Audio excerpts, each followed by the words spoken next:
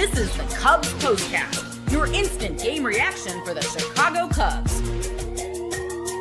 Part of the Locked On Podcast Network. Your team every day. What's up, everybody? Welcome into the Locked On Cubs Postcast here on the Locked On Cubs YouTube channel. Joe George here with you as the Cubs get the win 12-1 over the Cardinals. The magic number to secure the top wild card spot in the National League is down to 1. Lots of good things to go through in this game. PCA, Seiya Suzuki both hitting their 30th home runs of the season. Kyle Tucker returning. We'll talk about the Cade Horton reporting that we got as well. Just the lineup really cooking for the first time in a while for the Cubs. But we'll start today's show off with our Locked On Player of the Game. This is the Locked On Player of the Game. All right, there's a million choices to go through in this game, but I'm gonna hand it out to both the two guys who hit their 30th home runs of the season, both PCA and Seiya Suzuki. For the first time since 2004, the Cubs have 3 players on their roster that hit 30 home runs. I think it was Lou, Lee, and Sosa who it was. I probably got that wrong.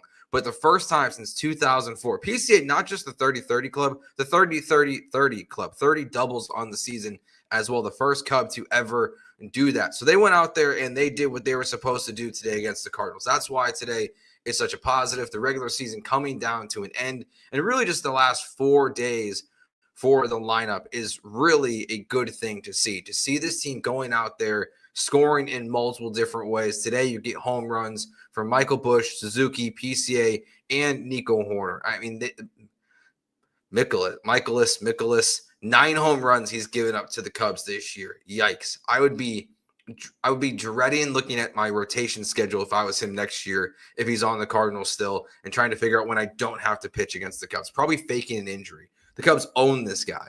But they really just, the lineup is just producing at a level that we haven't seen in a long time. 4 straight games of 5 runs or more.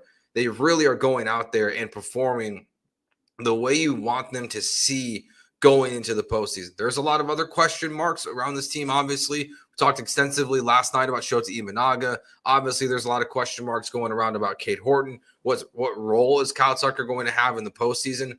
But all this stuff is the lineup just going out there, feeding off of each other. I think is a great way to put it from Jen Way in the comments here on YouTube. You guys are welcome into the show there as well. But they're just, it's one thing after another. Like Nico starting, getting that first one on the board for the Cubs today felt huge, just to continue to put up good at bats.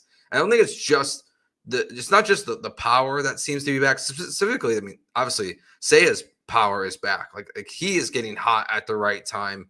We're seeing these guys collectively just look much better at the plate. The approach is better. The swings are better. The things that have gone wrong with the Cubs over, the last 2 or 3 months for the season, over the last 4 games, really have not been an issue. And you're getting it from everyone. Even there at the end, you're getting Ballesteros getting on and Alcantara bringing him home. Like you're getting, the baby Cubs contributing to this team as well. And they're talking about Moises Ballesteros and his playoff roster spot there a little bit there in the 9th inning. I think it's a no-brainer. Even with Tucker returning and hopefully going to be back out there in right field for the Cubs, because I do prefer him in right over Seiya Suzuki. No offense to Seiya, but I do think like you have a guy who you can trust on as a rookie. That he can go out there and he can contribute to this team in a pinch hitting situation. So I think it's a lock, especially because of the news today that Carlos Santana accepted the option and he's joining the Cubs taxi squad, which allows you to have more flexibility with your roster. And if there was an emergency situation, he could return to the Cubs, if they needed him to. But that was one of the question marks. Like, who of these older guys on the playoff are going to make the playoff roster? And then that means today Santana is not going to be. And the reason why he was optioned is because Kyle Tucker was back. Kyle Tucker going 1 for 4 in the game with a walk. But he looked good. I mean, and this is what you want to see. Tucker just come back, immediately making an impact on this team, getting the hit, getting a walk, scoring 2 runs in the game. I'm wearing my King Tuck shirt right now, actually. You want to see him, be that guy. And I think Tucker is one of those players in baseball that you can trust him to just return from injury and still put swings out there. Again, he was swinging this entire time. Like, he was out there taking swings, taking batting practice. It wasn't the swinging. The calf wasn't stopping him from doing those repetitions every single day. So that's where, you see, hopefully today is a sign of things to come. And my guess is we won't see him tomorrow in the lineup. I don't think they're going to push it too much. Maybe they'll surprise us and he'll be out there tomorrow and then off on Sunday.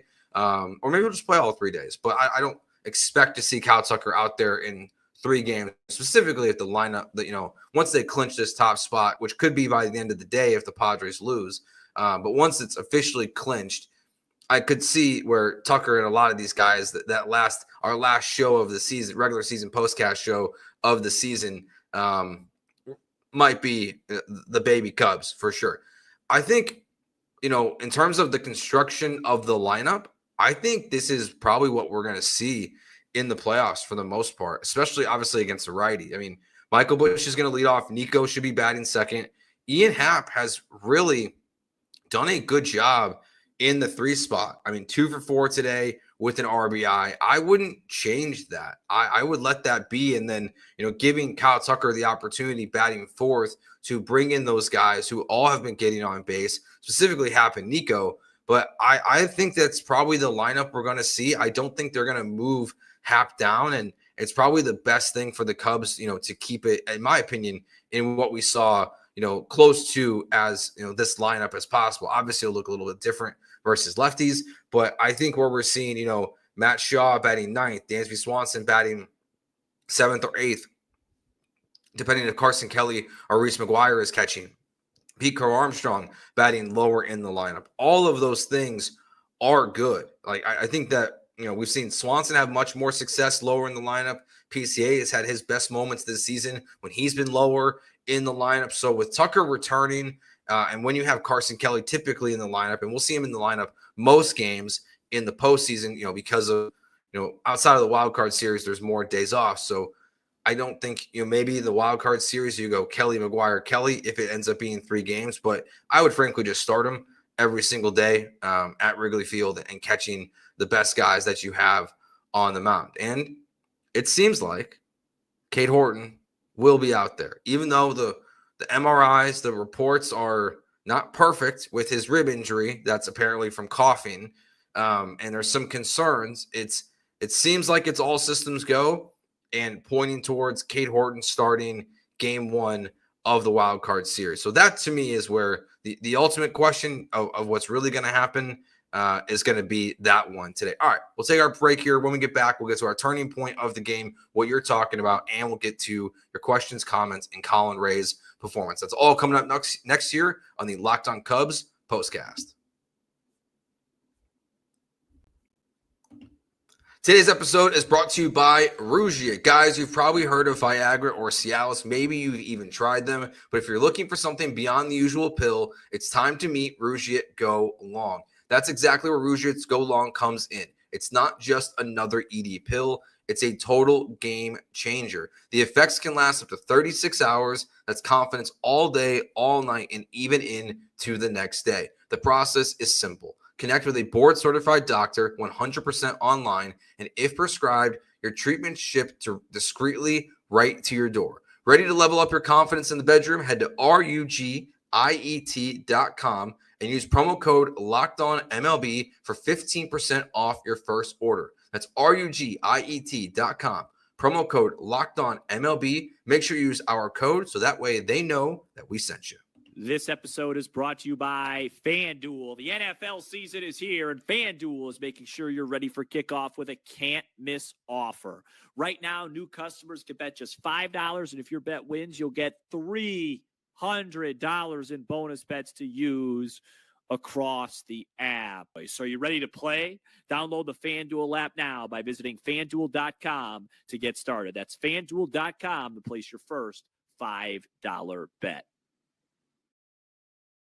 All right, let's get to our turning point of today's game. Time to reveal where the game was won or lost. It's the turning point. I'm just going to go back to the bottom of the first inning here. I mean, there's not really a turning point when you win 12-1, but Nico Horner, the home run there in the bottom of the first, just setting the tone against a guy that, again, you've crushed this season. PCA has crushed him his entire career, basically.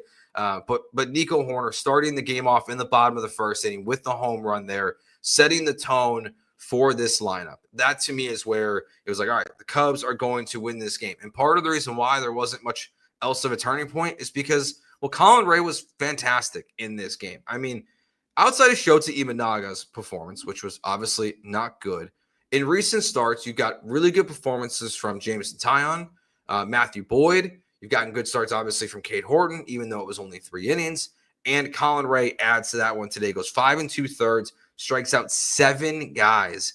And look, this is a Cardinals team that obviously didn't make the playoffs. Like, they're not the best team in the world, and Contreras is hurt right now. Like you're not facing a great baseball team. But Colin Ray this year, as he makes his final start of the regular season, it's funny to think back to like where when we started doing these shows and where the season started with him coming out of the bullpen and getting shelled, I think it was in Arizona, and where he came now, like while he isn't probably going to get a wild card spot, the fact that Colin Ray ends the season now with a 3.95 ERA, it is everything you could ask for and more from the back end of a rotation starter. He has lived up to expectations. It's not fair. He has surpassed all the expectations for me this year. I didn't know what the Cubs were going to get for Colin Ray this year, but he's really been everything you can ask for. I mean, most of his bad starts, like, they're pretty bad, but like then he would rebound with a couple of really good ones, and he ends his regular season there. And I think he's going to be really important, honestly, for the wild card series. I saw some people in the comments talking about Ray, getting a wild card spot, a start in the wild card series. I don't think we're going to see that. I don't think we will. I think if it were to not be Shota Imanaga, it could be Jameson Taillon. So I guess, pitch tomorrow and then pitch in the final game of the wild card series if you were going to go down that path. But Colin Ray is really important, specifically because I think of Cade Horton. Like, while it seems like, again, like while he's good, like they're still saying things like day to day. There's still things they're concerned about, from from him and from the MRIs that they saw. It's like you need to see, Colin Ray be there in the bullpen as a piggyback option for either an injury or just if it's not going well. Like I saw Sam talking about this on Twitter. If Craig Counsell's going to give Shota Imanaga a start, you have to have an extremely short leash for him. Like if you see him getting, even if he's getting outs, but they're all 98, 100 miles an hour off the bat, you got to yank him because you know how that result is going to end. And I think that's where ultimately where Colin Ray is going to factor in to the postseason. So I think the playoff rotation, again, I think it's going to be, Horton, Boyd, and Imanaga. It wouldn't shock me if it's not Imanaga, but for now, I think it will be. All right, before we wrap up and get to some more of your comments and questions here, or to some of them in the chat, let's get to what you'll be talking about after this game. This is what you'll be talking about. All right, we've been doing these for an entire season, so we're going to put some faith in the YouTube chat today. What you're talking about after this game, it's going to be what Rickster B says here on YouTube. The last time the Cubs scored 5+ runs in 4 straight games was June 16th to the 20th against the Marlins and the White Sox. If that's factually inaccurate, it's not my fault, but I'm just going to read the comment anyways because the lineup is good. The lineup is cooking, and it's the best it's looked in a very, very long time. 4 straight games. Would really like to see. This is where I know once it's locked up, like even if it's locked up tonight, like we might see Craig Counsell pull the plug a little bit on some of these guys and let them have extra off days. Personally, I would prefer to see everyone play and start the next 2 games. And whether you have a win secured or not in the 5th inning, yank as many of them as you can. Like let Ballesteros and Alcantara and Turner, let those guys come in to the games at that point. But I just want to see these guys, I think everyone should get at least 2 at-bats. That's the best way to put it. Give your regulars 2 at-bats, take them out of the game, and give them half days. Yes, it could put you in some, tough situations if there was an injury mid-game or whatever. but like they'll be fine. So I think that to me is the best strategy over the next 2 days is just go out there and see what they can do. See, Genway says Boyd, Horton, Tyon for the rotation. Yeah, I mean, my guess is game 1 will be Horton. Unless they decide to give him an extra day as he's dealing with this rib stuff, that wouldn't shock me. And that would align also with, Shota. So you could go Boyd in game 1. Game 2 could be Horton's the plan. If for some reason these rib injuries are not okay, like it's not okay for him, maybe you flip it last second and you go to Shota Imanaga.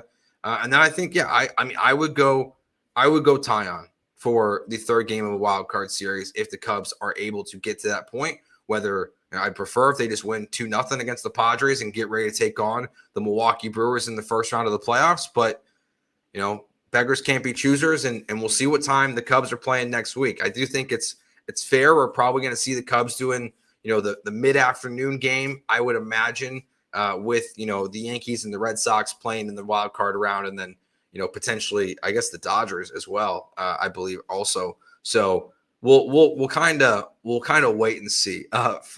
Flat Earth Poker says, ask the weatherman, wind blowing in, Shota can pitch.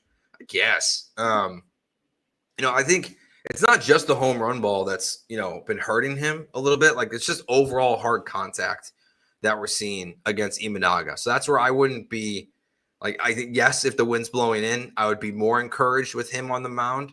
But I wouldn't be, just because the wind's blowing in, I have to start Shota in this game. All right. That's going to do it for us. I'm literally in the middle of a move right now, but I wanted to hang out with you guys here today on the Locked on Cubs YouTube channel. The magic number is 1. There's 2 games left to go in the regular season. So thank you guys all for watching. Remember, hit that subscribe button right here on YouTube so you can catch all of these postcast shows, plus Matt and Sam's show every day here on Monday through Friday as well. Make sure you hit anywhere up. You hit up your audio platforms, Apple and Spotify, so you can check out the audio people, the audio listeners there as well. Thank you all to people who listen on those audio platforms. We appreciate you as much as we appreciate the people listening live. So we will talk to you guys tomorrow afternoon. Enjoy the rest of your Friday. Peace.